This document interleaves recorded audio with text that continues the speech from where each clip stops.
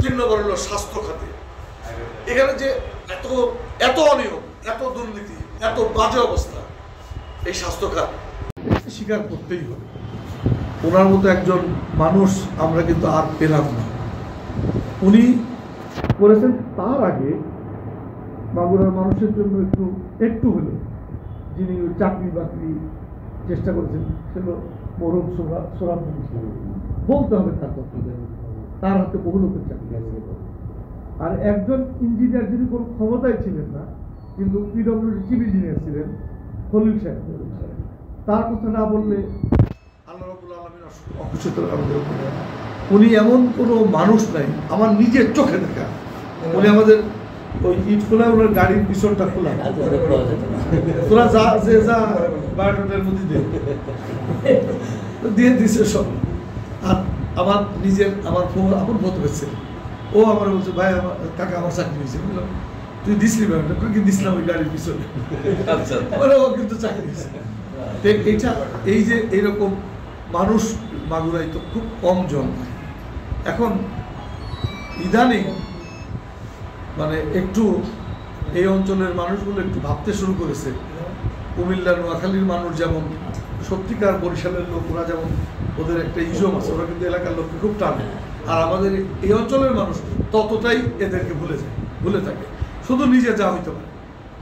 আমরা এখন থেকেই এটা চিন্তা করি। যেমন গতকালকে আমাকে ফোন করেছিল মাহমুদুল হক খান বাবু, ওই যে বিজেপি যে প্রেসিডেন্ট হয়েছে। আমার বলছে মনোহর ভাই আমি কিন্তু এবার রিজম করছি। আমি বললাম যে আমি জানি সেটা। বলছে যে আমি এবার খুলনা ডিভিশন রিজম করছি, যত খুলনা ডিভিশনের ভোট একটাও যদি আমার বাইরে না যায়।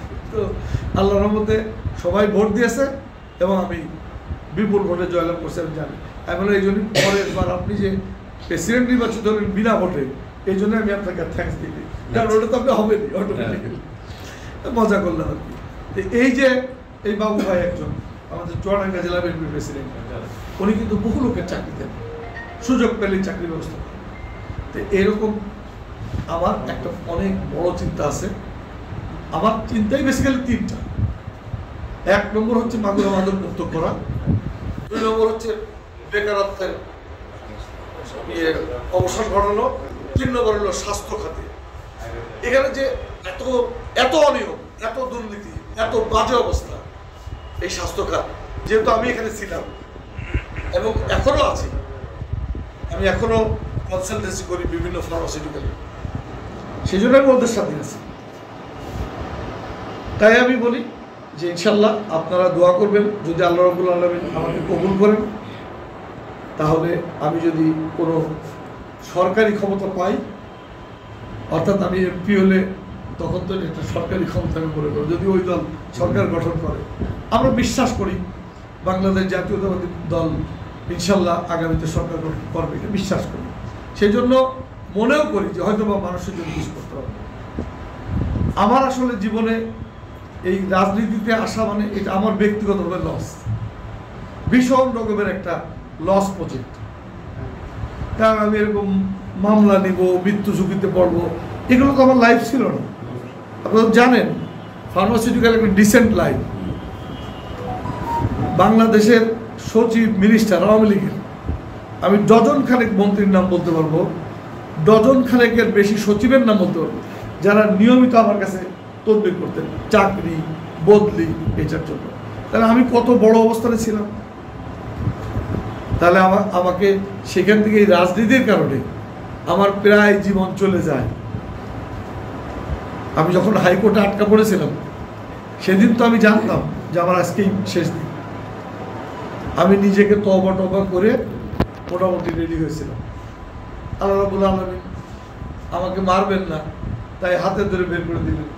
কিভাবে বের হয়েছিলাম সে গল্প আর এখন না বলি, কিন্তু আমাদের অ্যাক্টিং চেয়ারম্যান জিনিসটা শুনে উনি 34 মিনিট উনি টেলিফোনে শুধু আমার কথা শুনেছিলেন।